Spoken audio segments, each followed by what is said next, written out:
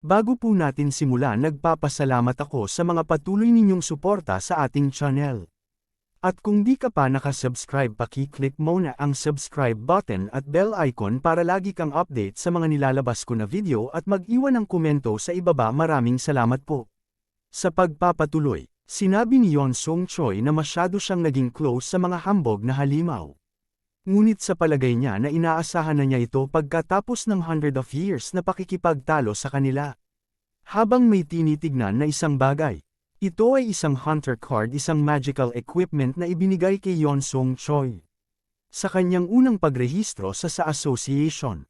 Kapag tinamaan ito ng energy ng isang user o kahit na magical energy at internal energy, ay magpapalita ang mga stats ng user. Sinabi ni Yeon Song Choi na susubukan niyang tignan kung gaano nakalakas ang kanyang iniunlad mula nang siya na mag-training dito. At ang bagay ay tila umilo sa kanyang kamay, na tila may mga lumabas na mga titik dito. Mababasa ang kanyang pangalan at ang kanyang rank na nasa C+, isang martial arts user at nasa stage peak. At ang kanyang mga nakuhang skill na puro nasa A rank ay ang mga sumusunod: Divine Celestial Technique, Complete Poison Immunity, Body and Fist, Full Counter, Invulnerable Body, Three Flowers Convergence, Heavenly Martial Body, State of Perfection, at ang isa na hindi pa malaman ang rank na skill ang Resonance from the World. Sinabi niya na nakakuha siya ng mga skill na hindi niya naiisip na makukuha niya sa mundo Earth. Ngunit nagtataka siya kung ano ang Resonance from the World. Namamangha siya sa kanyang mga stats at sa mga skill niya na nasa line ng A rank. Ngunit sa lahat ng iyon, isa lamang ang talagang kumuha ng kanyang pansin. Ang A-rank Unconquerable Poison Immunity.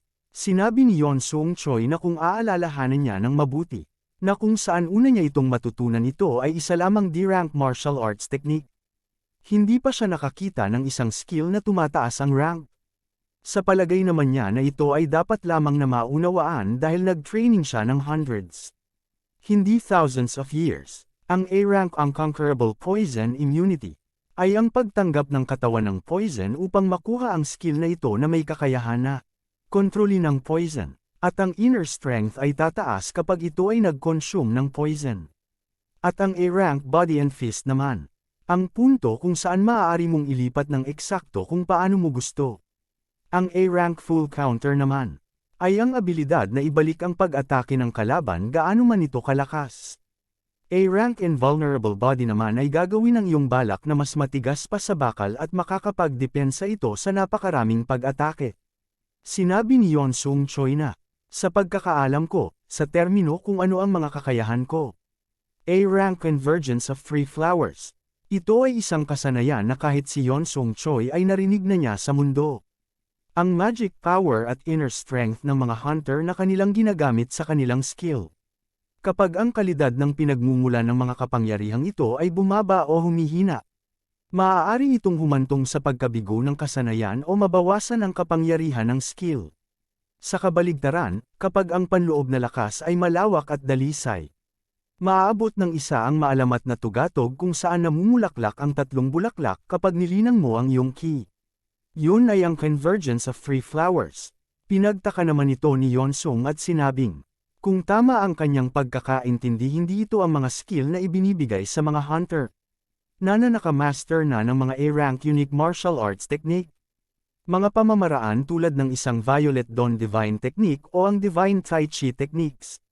Ngunit hindi na malaya ni Yeon Song Choi, kahit na ang Divine Celestial Technique ay napakabagal at nakakainis, ay hinahayaan nito ang user na makabuo ng pinakapurong inner strength. At na-practice niya ito sa loob ng thousands of years. A-rank Heavenly Martial Body. Ang ibig sabihin ay ang perpektong katawan upang i-practice ang martial arts. Higit sa lahat, nangangahulugan ito na ang kanilang kaugnayan sa kanilang panloob na lakas ay napakataas, at kadalasan, ito ay isang likas na katangian. Sinabi naman muli ni Yeon Song Choi na, nagpapasalamat siya sa Magical Storm. Dahil sa simula pa lang ay wala naman na siyang innate talent. Sinabi pa niya na ang goddess ay nag-set sa kanyang unang trial ng Magical Storm dahil sa isang rason. Ang paghahanda ng goddess ay hindi dapat maliitin, wika pa ni Yeon Song Choi, habang ang goddess naman ay tila nabubuwang na dahil sa hindi niya alam kung saan niya hahanapin si Yeon Song Choi. A-rank athlete of perfection. Pagkatapos makakuha ng hindi mabilang na karanasan mula sa praktikal na sitwasyon, ang iyong kaliwanagan ng martial arts ay umabot sa estado ng pagiging perpekto. Nagagawa mo na ngayong gumamit ng martial arts techniques pagkatapos itong makita ng isang beses. Sinabi naman ni Yeon Sung Choi na kailanman ay hindi pa kiya narinig ang skill na yon. Ang isang tao ay maaaring lubos na makabisado ang isang pamamaraan ng martial art sa loob ng kanilang buong buhay. Ngunit sa skill ito, maaari akong gumamit ng ilang mga diskarte na katulad ng kung paano gumamit ang mage ng maraming iba't ibang spell. Ito ay isang skill hindi ko pa nakita dati, ngunit ito ay maliwanag na ito ay isang malakas na skill. Ngunit ang huling skill, ano ba ito? Wala man lang itong ranggo o anuman. Wika ni Yeon Sung, Resonance from the Universe. Malapit ka nang maabot ang rurok ng iyong pag-iral, at ang universe ay tumutunog para sa iyo. Nagulat naman si Yeon Sung sa kanyang nalaman at sinabing, ang peak ng aking pag-iral. Ang universe ay tumutugon sa akin? Ano ang lahat ng ibig sabihin neto? May pagkakataon ba kung saan nagkamali ang hunter card? Pagtatanong sa sarili, hindi alam ni Yeon Sung Choi na ito ay isang kaganapan na maaaring pukawin ng buong mundo. Wika muli ni Yeon Sung Choi na tila nagluluto ng bilo-bilo sa isang palayok. At ang pagsilang ng unang tao na constellation. At pinapakita si Yeon Sung Choi na tuwang-tuwa sa niluluto. At na siya ay gumawa ng kanyang unang hakbang patungo dito. Sa Demon Inn sinabi ng mga hambog na ginawang palabigasan ng kamao ni Yeon Sung Choi na isa daw siyang napakalakas na tao. Mapapansin ang mga hambog na puro mga may benda ang mga parte ng katawan. Sinabi ng isang hambog na halimaw na, alam daw niya na numatch siya kay Yeon Sung Choi bago pa man siya mamatay at nagtanong siya kung paano nga ba daw siya lumakas. Sinabi naman ng isa na hinamon niya ito ng paulit-ulit sa loob ng 500 years ngunit patuloy lang daw ito sa paglakas. Sinabi naman ni Yeon Sung Choi sa mga hambog na halimaw na, ang mga natalo sa kanya ay subukan muna ang kanyang iniluto bago man lang sila umalis. Wika niya habang may bitbit na mga karne. Pagkain. Ito ba ay talagang restaurant? Pagtatanong ng isang hambog na tila pinagpapawisan na dahil alam na ata ang nangyayari, sinabi pa ng isang hambog na, ikaw ba ay ngayon lang naghamon sa kanya? Pagtatanong niya.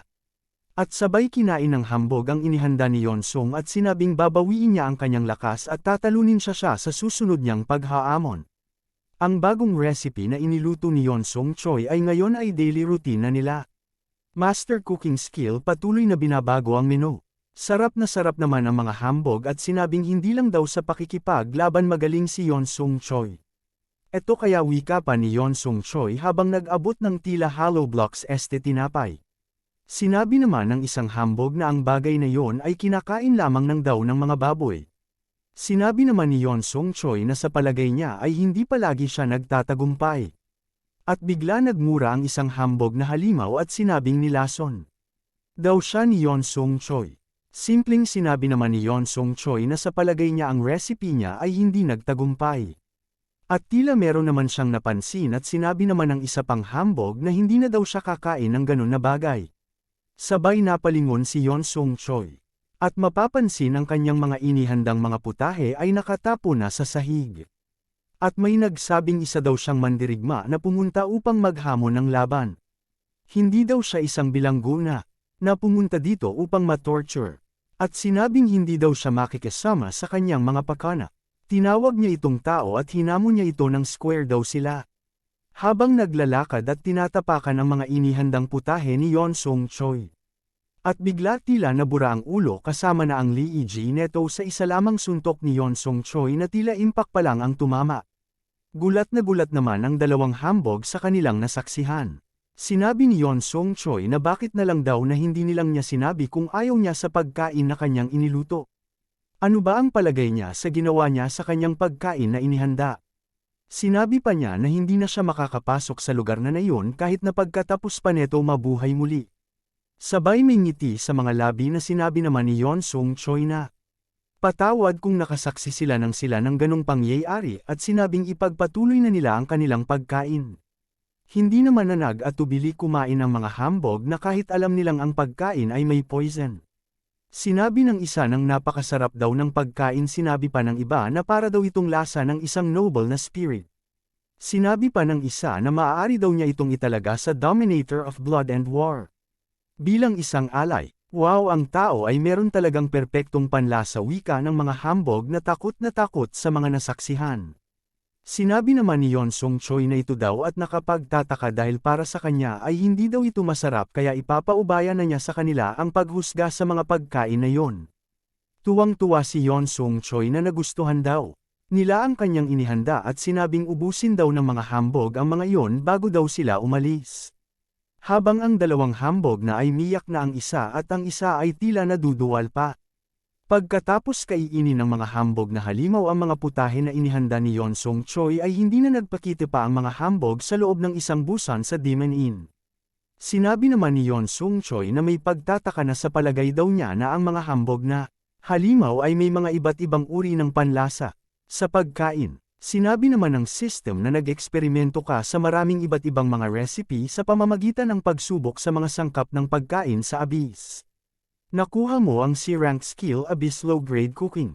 At muli isang suntok naman ang binitawan ni Yon Song at Sipa upang magsanay ng kanyang martial arts. Ito ay tulad ng naisip ko. Hindi na ito tumataas pa ang aking inner strength ay hindi na kailanman tumaas pakiramdam ko ang aking dantian ay puno at tila ito ay nakaimbak. Ang aking paglago ay naharang. Xian Wanli ang pag-asa ng martial artist na maaari lamang umabot sa peak rank. At tila mapapansin ang mga paa ng isang halimaw na nababalutan ng pulang enerhiya.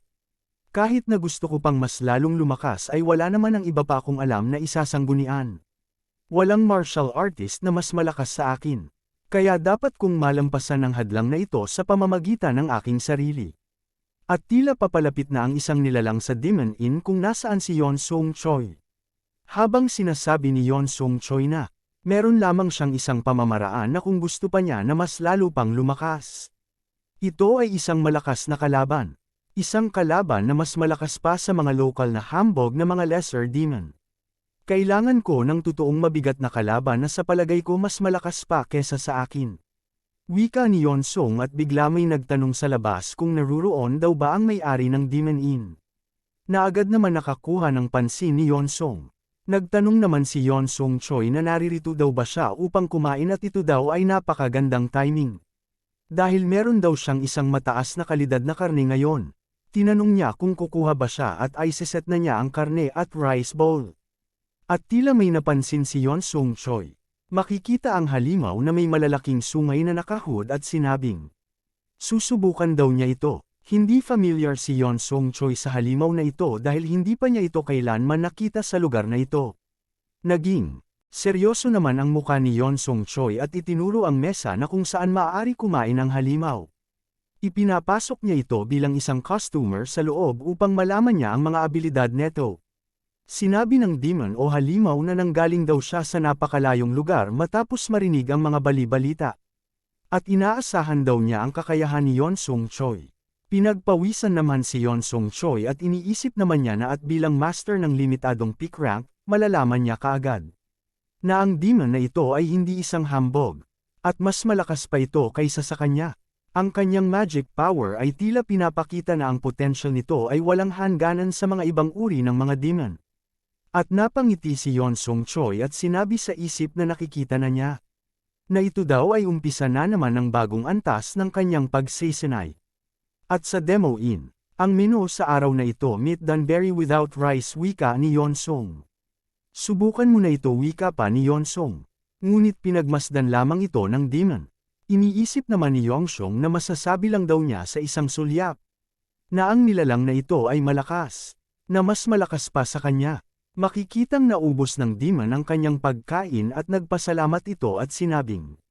Naririnig daw niya na ang may-ari ng bahay na ito ay nangungulekta ng mga kakaibang gems. At tila namangha naman si Yon Song sa kanyang nakita, na ang inilabas ng kakaibang demon ay isang adamantium ingot. Isang ganoon din kalaki, hindi pa nakita ni Yon Song Choi. Nagtanong naman si Yon Song Choi kung gusto pa ba neto ng isa pang pinggan na pagkain. Tumanggi naman na ang demon at sinabi ang isang pinggan ay okay na sa kanya. Sinabi naman ni Yon Song Choi na sa palagay niya ay masyado naman malaki ang ibinayad sa kanya ng demon. Nagsalita ang demon at sinabing hindi ba sinabi mo na isa kang tao? Pagtatanong ng demon na hindi naman ito itinanggi ni Yeon Sung Choi. At nagpakilala ang demon na tila may paggalang at sinabi ang kanyang pangalan na si Var-Igos ang unang miyembro ng Family of the Glorious, Dominator of Blood and War. At siya daw ang nag-iisa na nagbigay ng acts of blood sa kanya na tila may tinutukoy sa mga nakalaban na ni Yeon Sung Choi. Sinabi pa ng demon na si Var-Igos na pumunta daw siya upang iparating ang proposal ng kanyang master kay Yeon Sung Choi. Tinanong naman ni Yeon Sung Choi kung ano ang proposal ng master ni Var-Igos. Sinabi ni Var-Igos na ang kanyang master na ang Dominator of Blood and War ay pinapanood siya. At bibigyan daw niya ito ng karangalan upang sumali sa kanyang family. Naisip ni Var-Igos nang walang pag-aalinlangan na tatanggapin ni Yeon Sung Choi ang alok. Gaano man kalayo ang mundo kung saan nagmula ang isa, walang sino mang baliw para tanggihan ang alok ng isang constellation pagkatapos ng lahat. Lalo na ang isang alok na direkta mula sa constellation upang maging isang miyembro ng kanyang pamilya. Tila hindi naman nagustuhan ni Yeon Sung Choi ang kanyang mga narinig. Sinabi ni Yeon Sung Choi na salamat na lang at humingi ito ng patawad sa pagtanggi sa alok ni Var-Igos at tila ito naman ay ikinabigla ni Var-Igos dahil hindi niya inaasahan na tatanggihan ito ni Yeon Sung Choi. At tila naglabas ito ng napakalakas na aura at sinabing tinatanggihan mo ba ang utos ng aking master? Sumang-ayon naman dito si Yeon Sung. Ano ang napakalaking presensya na ito siya na nga? Ang kalaban na hinahanap ko masayang sabi na nakangiti ni Yeon Sung Choi. Sinabi ni Var-Igos na hindi niya maintindihan meron daw siyang potential na babagay para sa kanyang master. Sinabi pa niya na, ang iyong bukas na pagpapakita ng iyong pagpayag na lumaban, sa kabila ng hindi mapag-aalinlangan ang pagkakaiba sa ating mga strengths. Ito talaga ang gusto ng nangingibabaw sa dugo at digmaan. Sa anong dahilan ka tumatanggi? Pagtatanong ni Var-Igos, sinabi naman ni Yeon Sung Choi na meron daw siyang prior commitment. Prior commitment? Ano ang iyong pinagsasabi wika naman ni Var-Igos na tila naguguluhan? Sinasabi mo ba sa akin na meron ka ng kinabibilangan na constellation family? Wala akong nararamdaman na enerhiya ng isang constellation mula sa'yo. Wika ni Var-Igos. Sinabi naman ni Yeon Sung Choi na, sa ngayon ay wala pa ngunit meron isang constellation na nangako sa kanya agad-agad pagkatapos daw niya maipasa ang lahat ng pagsubok. Sa kanya, na ipinagtaka naman ni Var-Igos. Tinuro ni Var-Igos si Yeon Sung Choi at tinanong kung sigurado ba daw ito at hindi ba siya na-scam. Sinabihan naman siya ni Yeon Sung Choi ng Oi at Demon na kung gusto daw ba neto ng laban ay maglaban na daw sila at wag na daw mangulo. Nagtanong naman ni Var-Igos kung sigurado daw ba siya, dahil ang kanya daw mga sinasabi ay walang kabuluhan. Na ipinagtaka naman ni Yeon Sung Choi. Dahil, kung ang isang constellation ay nagdaragdag ng isang tao sa pamilya nito, ito ay dahil gusto nila ito ng husto. Walang constellation na magdaragdag ng mababang pagkatao sa pamilya nito. At kung ito ay isang nilalang na nais ng isang constellation, ibang constellation sa kailaliman ay siguradong gusto din sila. Kaya, sila ay bumuo ng isang kontrata kaagad, upang maiwasan ang iba pang mga constellation mula sa paggawa ng isang advance. O dalhin ang inaasam-asam doon sa domain para sanayin sila. Kung ang isang constellation paninda upang iwanan ang inaasam-asam ay, at isa pang nakuha sa kanya. Ang constellation na yon ay kukutsain bilang isang dummy, nang hindi bababa sa 10,000 taon. Pumili agad-agad ng mahusay na prospects. Hinahampas ng maraming konstelasyon ng kalaliman, ito ay isang pilosopiya, at bumalik na kila Yeon Sung Choi at sinabi niya na hindi. Tinanong din niya si Var-Igos kung meron bang bagay na nabigo siyang makuha. Sinabi ni Yeon Sung ng buong puso at may panindigan na ang constellation daw na nangako sa kanya ay ang may kapangyarihan na makita ang hinaharap. Sigurado siya na may nakita siya sa hinaharap kaya siya gumawa ng kakaibang desisyon. Sinabi naman ni Var-Igos na, ang clairvoyance ay tiyak na kakaiba at espesyal na kakayahan ngunit inilalagay niya ang lahat ng kanyang tiwala sa gayong hindi matatag na kasanayan. Aling constellation lang ang may lakas ng loob? Pagmamalaking sinabi naman ni Yeon Sung na, at yun ang makapagpapatutuo na ang kanyang constellation ay mas nakakamangha kesa sa kanyang iniisip. Ang lahat daw na mga bagay ay kanya nang nakalkulado, nang napakahusay, dahil hinayaan na niya siyang mag-training sa labas ng kanyang mismong domain. At si Yeon Sung Choi ay pagmamalaki niyang isinalaysay ang kanyang pakikipagsapalaran sa pagsisinay sa abyss ng thousands of years at pagkatapos matangay ng magical storm. At kung gaano masusing inihanda ang training. Ngunit sinabi naman ni Var Igos na, ngunit wala daw itong gaanong kahulugan. Ano ang wika ni Yeon Sung at bigla naman nagsalita si Var Igos at sinabing na ang magic storm daw ng abyss ay walang sino man ang nakakapag-control. Kahit na ang mga constellation daw ay hindi kaya itong kontrolin. Ganoon sila karahas at mapanganib na sakuna. Sinabi naman ni Yeon Sung Choi na sigurado daw siya na kaya daw itong kontrolin ng constellation. Sinabi naman ni Var Igos na kung kaya ng constellation na kontrolin ang magic storm ay madali lang daw niya masasakop ang abyss. At tinanong niya si Yeon Sung Choi kung sigurado ba daw siya na hindi ka dinala ng constellation. At na hindi ka lang nahuli at nadala dito ng magic storm? Bigla naman napangiwi at pinagpawisan si Yeon Sung na tila napagtanto na ang lahat. At sinabi ni Var Igos na hindi pa huli ang lahat. Ngunit sinabi ni Yeon Sung na isara neto ang kanyang bibig at manahimik. At tila naalala ni Yeon Sung Choi ang mga nagdaan. Dahil hindi nararamdaman ni Yeon Sung Choi na nagsisinungaling si Var Igos, maraming beses na niya itong naramdaman sa paglipas ng iba't ibang uri ng paglalakbay. Gayunpaman, hindi siya tumigil sa pagdududa dito sa isang iglap, sa gitna ng pananabik na lumakas. At lumabas na siya sa kanyang demon inn, at galit na sinabi sa sarili paano siya naging tanga. Bakit hindi daw niya ito napagtanto? Mapupunit ako, damn it. Wika niya sa sakit ng naramdaman. Makikitang namumula na at tumutulo na ang sipon ni Yeon Sung Choi, ngunit sinabi niya sa sarili na kailangan niyang pigilan ang kanyang luha.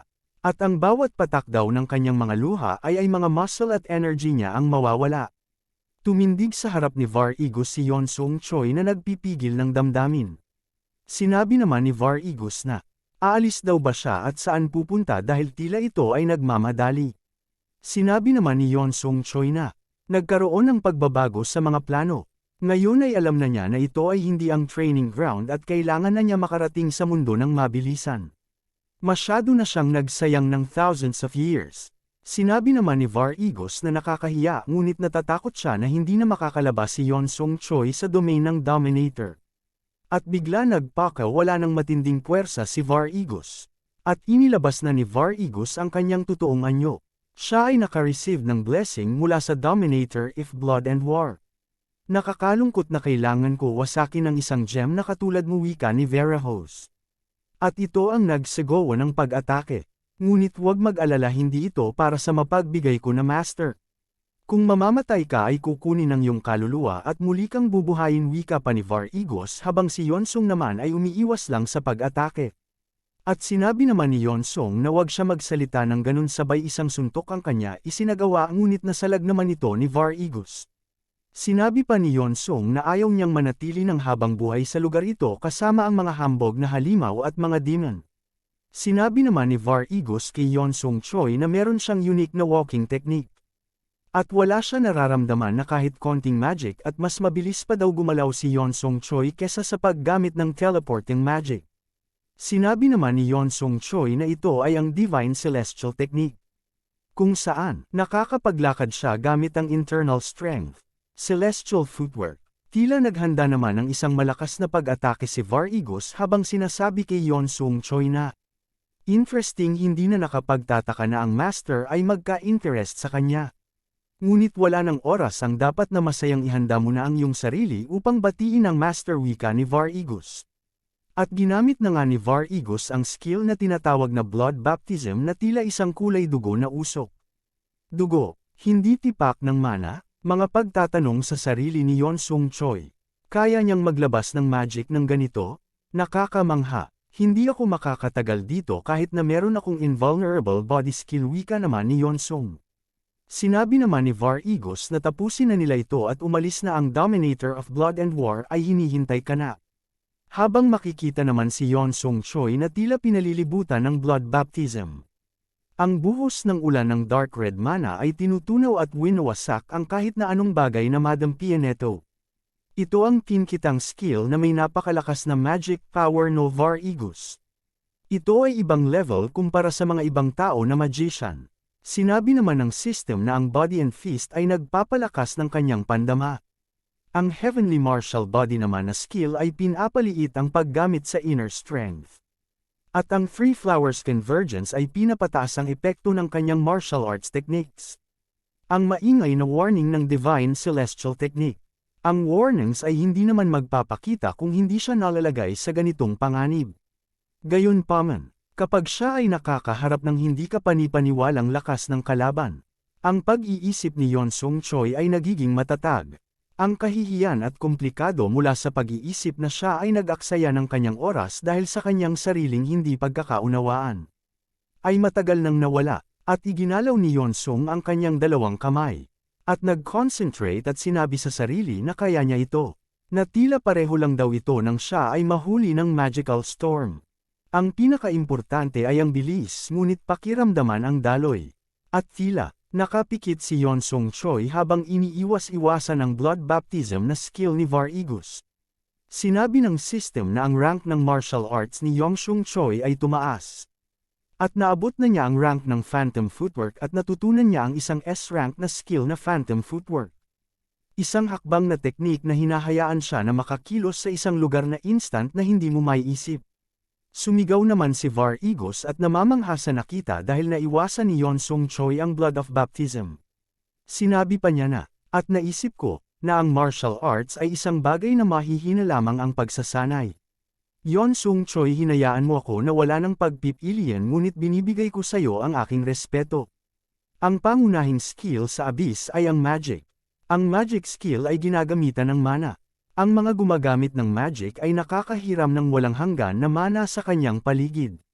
At bigla nagpakawala ng malakas na pressure si Var-Igus. Sa kabaligtaran, ang mga martial artist ay kailangang maglabas ng lakas mula sa kanilang loob. Kung ikukumpara sa magic, ang kanilang mga limitasyon ay maliwanag. At ang lugar na katulad ng Abyss na isang field ng mana, ang mga martial artist ay napakapambihira. Sinabi ni Var-Igus na, sa pagtingin ko sa iyo nakikita ko kung bakit ang martial arts ay nalikha nakakamangha. Isang matagal ng kwento na aking narinig sa isang territory ng constellation, ang mga alipin ay nag-udyok ng kaguluhan. Napakatanga, sinusubukan ninyo na sumalungat sa batas ng mundo. Kapag hindi mo sinunod ang constellation, hindi ka makakahiram ng mana kahit kailan sa mundo. Para lang itong pagpapakamete. Gayunpaman hindi nila kayang sugpuin ang kaguluhan ng napakadali. At tila nagtataka naman si Yonsung Choi. Sa kadahilanan meron silang mga kakaibang mastered na mga skill. Isang skill na hindi nang angailangan na humirap ng kapangyarihan sa labas ng mundo. Wika ni Var-Igus habang pinapakita ang mga alagad ni Frieza na nasa planet Namek. So yun pala ang martial arts? So kung gayon isa ba akong magician? Pagtatanong naman ni Yonsung. Sinabi naman ni Var-Igus na, pagkatapos ay nasa presensya ka na ng Dominator of Blood and War. Yun ay pagkatapos na ang iyong katawan ay matuno sa aking blood baptism. At muli nagsigawan ng pag-atake ang dalawa ng sabay. Makikita ang puting liwanag at pulang liwanag na nagsasalpukan na pinapakita ang kanilang labanan. Sinabi ni Yonsung Choi na sa palagay niya ay hindi umiepekto ang kanyang mga pag-atake kay Var-Igus. Talagang nakakamangha kahit na ako ay binigyan ng basbas ng aking master ng Axe Blood. Wika ni Var-Igus at makikitang isang pag-atake ang kanyang isinagawa. Na naglikha naman ng malakas na pagsabog, makikita naman ang pinsala na idinulot neto. Makikita naman na naiwasan ito ni Yonsung Choi. Ngunit muli nasa ibabaw na niya agad si Var-Igus na naghahanda na naman ng isa pang atake. Sa kanyang pag-atake sinabayan naman neto ni Yonsung Choi ng isang suntok. Napamura si Yonsung Choi dahil ang magic skill daw ay talaga naman nakakainis palagi. Kahit na ito ay hindi naman masama sa malapitang pabanan. Ang magic skill ay magagawa ang lahat ng bagay, sumusumpa siya sa God.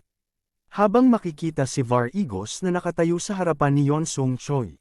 Napangiti naman si Yonsung Choi dahil ang kanyang katawan ay nag-iinit na sa pakikipaglaban. Kahit na ang kalaban na nasa kanyang harapan ay meron nag-umapa na kapangyarihan. Nararamdaman niya sa kanyang sarili na mas lalo pa siyang lumalakas, upang ipagtanggol ang kanyang sarili. At inipon niya ang kanyang inner strength sa isang kamao at ginawa itong isang fist key. At inatake niya si Var-Igus ng kanyang celestial punch. Sinabi naman ni Var-Igos na meron si Yeon Sung Choi na nakakainteresadong skill. Ngunit tinanong niya ito kung hanggang kailan siya makakapagsigawa ng mga ganito pang pag-atake sa kanya. Nag-fighting pose naman si Yeon Sung Choi at sinabing sa palagay niya ang kanyang pag-atake ay masyadong mababaw sa paggamit ng full counter at ng phantom footwork at ng iba pa.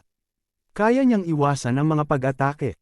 Ang problema ang pag-atake kailangan niyang mapagpas siyang pag-atake na maaaring tumagos sa 10-10 magic shield na sumasaklaw sa katawan ni Var-Igos.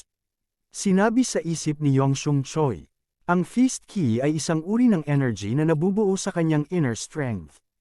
Ngunit sa palagay ko ba ang inner strength na ito ay makakasapat na ba? Pagtatanong niya sa sarili. So kailangan ko itong ilabas lahat. Ayon sa teorya ang Fist Ki ay walang limit ang extent sa isang meron na inner strength. Sa pamamagitan ng pagsulong ng kapasidad maaari kang makagawa ng purong ki. At yun ang tinatawag na ki fortification technique. Xian Wanli, the greatest martial artist on earth, ay nagawa na ang ki fortification. Gayunpaman nagawa lamang niya yun ng napakaikli dahil sa kanyang immense amount of inner strength na kanyang tinataglay hindi ito magagawa sa totoong kaganapan. At napa-atras si Yeon Sung Choi mula sa blood baptism. Gayunpaman, at ang kanyang kamay ay bigla nagliwanag. Si Yeon Sung Choi ay nagawang makamit ang rank ni Xia Wanli sa hundreds of years na nakararaan. At tila nagulat na may pagtataka ang pangit na muka ni Var-Igos. Isang liwanag na mabilis ang paparating kay Var-Igos na may kasamang mga kidlat. Ang tumagos sa katawan ni Var-Igos dahilan upang makaramdam ito ng matinding sakit. At napasukan ng dugo. Nagtataka naman sinabi ni Yeon Sung Choi na ito ay gumana. Makikita ang pagtama ng atake ni Yeon Sung Choi kay Var-Igos.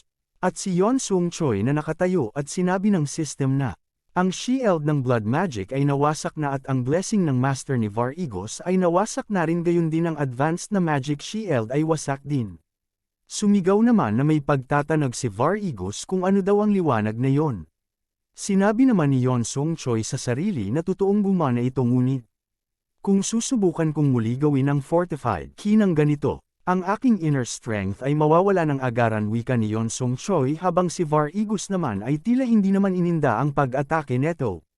At sa kalayuan makikita ang pinsala ng labanan ng dalawa at makikita ang mga tsismosa ninyong kapitbahay na nanunood mula sa malayo at nagtanong ang isa na hindi pa ba tapos ang kanilang labanan. Sumagot naman ang isa na hindi pa. Habang makikita ang mga hambog na nanginginig sa kanilang nasasaksihan na labanan. Kalahating taon na rin simula ng laban ni Sir Var-Igos. To think hindi pa rin natatapos. Ang taong yon ay tunay na maalamat. At makikita umatake si Yeon Sung Choi na tila walang kapaguran. At isinagawa ang kanyang celestial punch na napakadami. Sinabi ng system na sa paggamit ng kanyang fist aura ang kanyang inner strength ay nauubos ng mas mabilis. Sinabi muli ng system na ang Three Flowers Convergence ay ni-recover ang iyong inner strength. Ang skill ng Heavenly Martial Body ay ibinababa ang pag-consume ng amount ng kanyang inner strength. At si Var-Igos tila dumistansya. Kahit na ang Divine Celestial Technique na nagpatibay ng ki na nakaimbed dito, ay napunit ang depensa. Siya ay nasa isang sitwasyon kung saan hindi siya makakarating ng isang suntok dahil sa kanyang panloob na lakas ay naubos. Kahit na ang bagaman ang Three Flowers Convergence at Heavenly Martial Body skills ay tinutulungan siyang ma-recover ang kanyang inner strength ng mas mabilis, ay kailangan pa niya mag-antay ng oras upang makapagsigawa muli ng Celestial Punch. Ngunit ito ay sapat na para kay Var-Igos upang maka-recover ang kanyang barrier. Sinabi ni Var-Igos kay Yeon Sung Choi na masyado na silang nagtatagal sa kanilang labanan. Hindi natin kayang tiisin ang Dominator Blood and War oras na para wakasan ito. Wika ni Var-Igos habang tila nagliliwanag ang kanyang sandata na kulay lila. Nagulat naman si Yeon Sung Choi sa pressure na nilalabas neto. Sinigaw ni Var-Igos ang mga katagang Dear Master of Blood. Sinabi ng system ni Var-Igos na ang Dominator of Blood and War ay binigyan siya ng lakas upang manalo. Makikita si Var-Igos na tila unti-unti lumiliit habang tumatawa. At mapapansin ang dating malaking halimaw na si Var-Igos ay ngayon tila kasing laki na ito ni Yeon Sung Choi. Dear Master, wika pa ni Var-Igos. At nagpasalamat siya dito. Napamura na lang si Yeon Sung Choi dahil napagtanto niya na nasa delikado na siyang situation ngayon. Ang rason kung bakit inabando na ni Var Igos ang laki ng kanyang sarili at ginawa ang kanyang sarili na maiit at makikita si Var Igos na tila naging isang aura na walang physical na katawan na pasugad kay Yeon Sung Choi. At bigla itong umatake na gawa naman itong depensahan ni Yeon Sung Choi. At ginawa pala ito ni Var Igos upang maging napakabilis. Habang si Yeon Sung Choi ay tila dumedepensa makikita ang pag-atake ni Var Igos na di na makita ang kanyang appearance sa sobra netong bilis. Ay walang magawa si Yeon Sung Choi.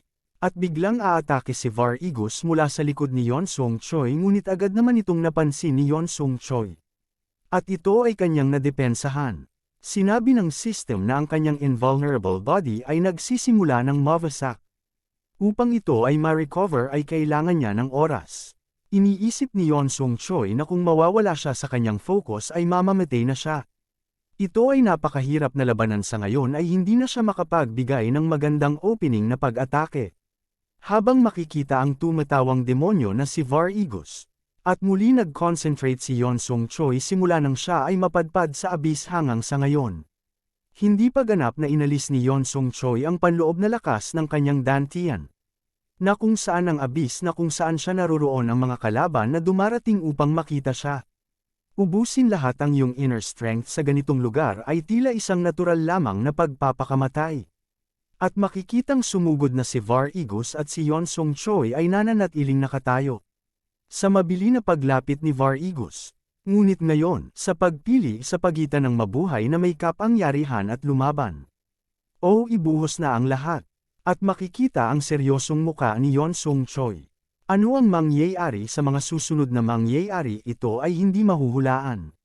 Nang hindi iniisip kung ano ang susunod na mangyayari inilabas ni Yeon Sung Choi ang lahat ng kaidantian at inner strength na meron siya. At isang celestial punch ang tumama kay Var Igos dahilan upang maputol ang kanang braso neto. Sinabi naman ng system na nagawa niya ma-awaken ang skill na celestial string. Lahat ng mga hindi inaasahan na pangyayari ay napapabilang sa kanyang Divine Celestial Technique. Ang kanyang Divine Celestial Technique ngayon ay nag-evolve, na kanya naman ikinabigla, sabay sa pagkagulat ni Var Igos. Makikita si Var Igos na wala ng kanang braso habang dumistansya ito kay Yeon Sung Choi. Habang si Var Igos naman ay nagkaroon ng kutob sa sarili, na kahit anong mangyari kailangan na niyang mapatay si Yeon Sung Choi ngayon. At kung hindi niya ito matatapos sa ngayon dito, siya ay magiging kalaban ni Var Igos na kailanman ay hindi na siya makakalapit sa agwat ng lakas neto. Kung gaano siya kalakas, at ito ay hindi hahayaan ni Var Igos na mangyari sa Dominator of Blood and War ang teorya na tulad ng kanyang mga naiisip. Hindi niya kaya itong tangapin, na ang bagong constellation ay ipapanganak sa lugar ng kanyang dakilang master territory. At makikita ang mga pag-atake ni Var Igos. At makikitang madali lang naman itong nadedepensahan ni Yeon Sung Choi. At isang liwanag, ang liwanag na yan, wika ni Var Igos, at tila nagulat sa kanyang nasaksihan. Ano ito? Pagtataka ni Var Igos habang makikita ang presensya ni Yeon Sung Choi na napakalaki at nagliliwanag habang nagmistula naman isang insekto si Var Igos kay Yeon Sung Choi. Pagkatapos ubusin ang lahat ng dantian at inner strength sa wakas ay nakikita ko na. Wika ni Yeon Sung Choi, habang tila takot na takot sa nasasaksihan si Var Igos. Nakita ko sa wakas kung ano ang pumipigil sa akin. Gaano karami ang meron ako G inner strength sa aking dantian. Wala nang kahulugan ang mga bagay na tulad niyan. Ang dantian ay ang universe para sa akin. Kung i-extend ko ang mundong yun sa labas. Sinabi muli ng system na naabot na niya ang transcendent rank. Iniisip pa ni Yeon Sung Choi na hindi magtatagal ang mundo ay magiging tulad ng dantian. Sinabi muli ng system na nakumpleto niyang ma-awaken ang S-rank skill key. Fortification technique. Ngayon ay malaya na siyang magagawa ang fortified key. At nakakuha pa siya ng isang S-rank skill na Subdue the strong, assist the weak. At isa pang S-rank skill na self-conquer. Habang makikita ang kanilang labanan na sa sobrang bilis ay mga kulay na lang ang makikita sa kanilang mga galaw. At isang malakas na paglagapak sa lupain ng abyss ang naging dulot neto. Ang skill niya na Resonance from the Universe ay mas lalong lumalakas at makikita si Yeon Sung Choi na hawak-hawak ang liigi ni Var Igos sa kanilang pagpagsak. Habang nagliliwanag ang mga mata ni Yeon Sung Choi, sinabi ng system ang universe ay naghihintay na kanyang pag-iyak. At tila malapit na natin makita ang six eyes ni Gojo Satoru. Sinabi ng system na ang mga constellation na nanunood sa kanilang labanan ay nagpapakita ng interes sa kanya. Habang makikita naman ang mga tila malalaking magic circle mula sa itaas at mga makikinang na tila mga bituin na mula sa universe. Ang pusa ng lava at magma ay kinakawayan siya sa kanyang harapan. Sinabi pa ng system na ang Cardinal of Plague and Darkness ay nangangako na siya ay karid. Sinabi pa ng system na ang bull who stomps the world ay bumubulusok sa kanya. At sinabi naman na ang Dominator of Blood and War ay galit na galit sa kanya. Sinabi naman ni Yeon Sung Choi na lahat kayo ay nanonood ng laban ha. At tila nagtataka si Yeon Sung Choi dahil si Var Igos ay itinataas neto ang kanyang kamay na tila may sasabihin. Sinabi ni Var Igos kay Yeon Sung Choi na ito ay kanya ng pagkatalo.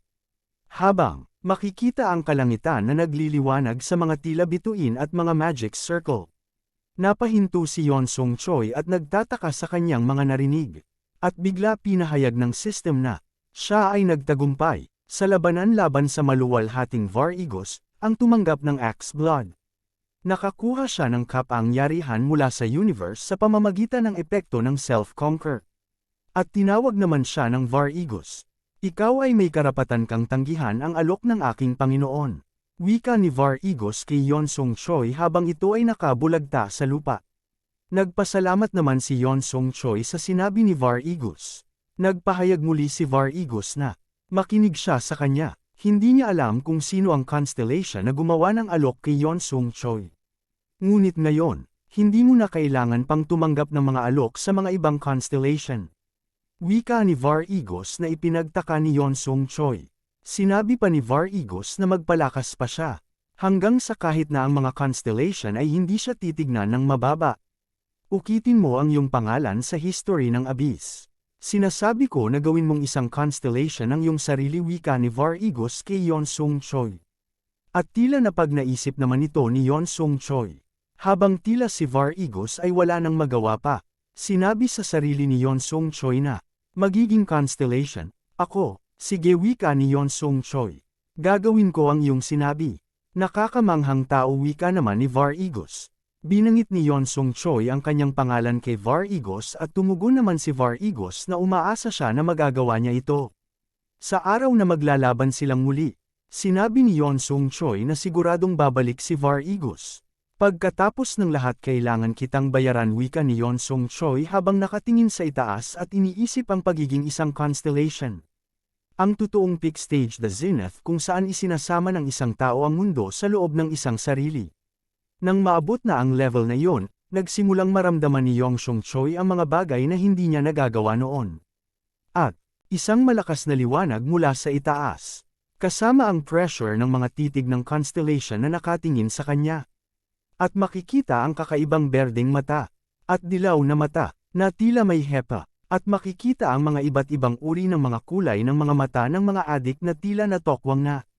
Pati na rin ang kung gaano sila kalakas. Sinabi naman ni Yeon Sung Choi na, makakarating din ako dyan, kung pwede lang lumakas ng konti. Sinabi naman ng system na ang pusa ng lava at magma ay nag-aalok na makipagkita sa kanya. Gayon din ang Cardinal of Plague, na ipinagtaka naman ni Yeon Sung Choi. Ang mga constellation ng Abyss ay hindi gumagawa ng mga hakbang, sa halip ay hindi nila magawa. Sa isang sitwasyon kung saan ang constellation ng kalaliman ay patuloy na naghahanap upang sakupin ang iba pang mga domain. Ang pag-alis sa kanyang nasasakupan ay maaaring magresulta sa halos agarang pagbagsak ng kaharian ng constellation. Ang mga constellation ay minamatyagan ng mundo mula sa kanilang trono, at nakatuon ang kanilang mga mata sa kanilang mga subjects, pati na rin ang kanilang mga perspective na subjects. Sinabi naman ni Yeon Sung Choi na, kaya lahat sila nakapanood ng ganito, para silang nanunood ng internet stream. Nag-abiso muli ang system at sinabing, ang Dominator of Blood and War ay naglagay ng bounty sa ulo ni Yeon Sung Choi. At nagsimula na, lahat ng nilalang sa domain ay nagsimulang puntiryahin si Yeon Sung Choi. Sinabi naman sa isip ni Yeon Sung Choi na, ngayon na nagsisimula na akong makita sila bilang mga taong nagkokomento sa mga forum sa internet. Ang mga konstelasyon na ito ay parang hindi na espesyal. Isang bagay na dapat mabaliw sa pag-iisip. Ngunit naging kasing baliw si Yon Sung Choi. Hayagan niyang idineklara sa harap ng iba pang mga konstelasyon na siya mismo ay magiging isa. Ano ang maaaring mawala sa kanya sa mga puntong ito?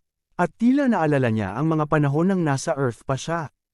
Tinawag siya ng kanyang leader at sinabing nasa TV na siya. Sino? Pagtatanong naman ni Yon Sung Choi sa kanyang leader. Sinabi ng kanyang leader na ang taong na nakapag-sign ng contract sa isang constellation sa nakaraan. Oh, tugon naman ni Yon Sung Choi. Sinabi ng lalaki sa TV na ang lahat ay gustong makapag-sign ng contract sa mga constellation. At naiinggit sa akin ngunit, hindi lahat ito ay maganda. Kung makakapag-deal kayo sa isang constellation maiintindihan ninyo ang aking sinasabi. Wika ng lalaki sa TV. Sinabi naman ng kanyang leader na, ang bastardo na yon hindi niya alam ang kanyang sinasabi. Ang inyong buhay ay magiging restricted sa mga rules ng constellation. Hindi lahat ito maganda dahil namomonitor neto ang lahat ng iyong mga galaw. Sinabi naman ng isa na, laging maswerte ang pinaka nagrereklamo. Siya ay may magandang hitsura, isang deal sa isang konstelasyon lahat ng bagay na maaaring hilingin ng sinuman. Ano ba ang nirereklamo niya? Eksakto. Walang hiyang turok, at bumalik sa kasalukuyan. Ngayon ay naiintindihan na niya ang ibig sabihin ng hunter na kanyang napanood sa TV. Mamuhay sa pamamagitan ng rules ng constellation, at ang pagsubaybay ng mga constellation sa kanila sa anuman na oras. At nanganganib na hindi maisip na mga parusa sa kaganapan ng pagsuway. Ang posisyon ng paksa ng konstelasyon, na kinainggitan ng lahat, ay isa lamang alipin na may magandang tanikala. At maririnig ang mga sigaw ng mga hambog na halimaw na. Kesyo daw para sa karangalan ng kanilang master dahil daw nanunood ang Dominator of Blood and War hay buwang talaga. Ayan tuloy sabay-sabay silang naging donut sila sa pag-atake ni Yon Sung Choi. Ang rason ni Yon Sung Choi kung bakit niya gusto lumakas. Hindi para makuha ko ang magandang panig ng mga nilalang na tulad mo. Sinabi naman ni Yon Sung Choi. Gusto ko lang pumili ng sarili kong landas para sa sarili ko. Tama si Var Igos, hindi ko maipagkakatiwala ang aking kapalaran sa constellation na yon. Sinabi naman ng system na ang Cardinal of Plague and Darkness ay, tinutuya ang Dominator of Blood and War. Pinahayag din ng system na ang pusa ng lava at magma itinataas nito ang mga paa sa harap, at humahalaklak. Ang Cardinal of Plague and Darkness ay namamangha kay Yon Sung Choi dahil sa nakukuha netong atensyon. At nag-offer din ito kay Yon Sung Choi ng skill na Plague Eruption. Ngunit tinangihan ito ni Yon Sung Choi dahilan upang malubusang magalit ang Cardinal of Plague and Darkness. At pinagtawanan siya ng mga iba pang mga constellation. Sinabi ni Yon Sung Choi na hindi niya alam kung paano gumamit ng magic kaya hindi niya ito tinanggap. Nalubha naman ikinagulat ng Cardinal of Plague and Darkness, sinabi pa niya na meron siyang dahilan. Inirerekomenda naman ng pusa ng lava and magma kay Yon Sung Choi na mag-aral itong gumamit ng magic. At nag-offer naman ito ng Book of Magic. Ngunit tinangihan din ito ni Yon Sung Choi at sinabing martial arts lang ang kanyang pagtutuunan ng pansin. Ang pusa ng lava at magma ay kinukulit ka. Tinatawag kang hipster. Paano naman ako naging hipster, wika ni Yon Sung Choi na tila naiinis na. At muli nag-alok ang pusa ng lava at magma kay Yon Sung Choi ng hipster ng adamantium ingot. Na nakakuha naman ng pansin ni Yon Sian Choi. At ito ay kanyang tinanggap ng masaya. Habang ang Cardinal of Plague and Darkness ay tinatawanan ng pusa ng lava at magma. Si Yon Sung Choi ay isang tao na baliw sa pagpapalakas, ngunit siya ay baliw na tao na galing sa capitalist society. Inalok pa siya ng pusa ng lava at magma na bibigyan pa siya ng maraming mineral kung ito ay pipirma ng kontrata sa kanya. Napapikit si Yon Sung Choi at malakas na sinabing, magiging siyang isang constellation at hindi uubra ang mga pang-aakit o pagbibigay nila sa kanya ng mga regalo.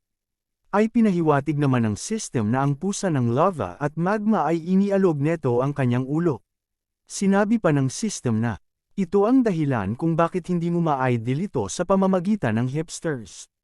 At dyan po muna magtatapos, salamat po.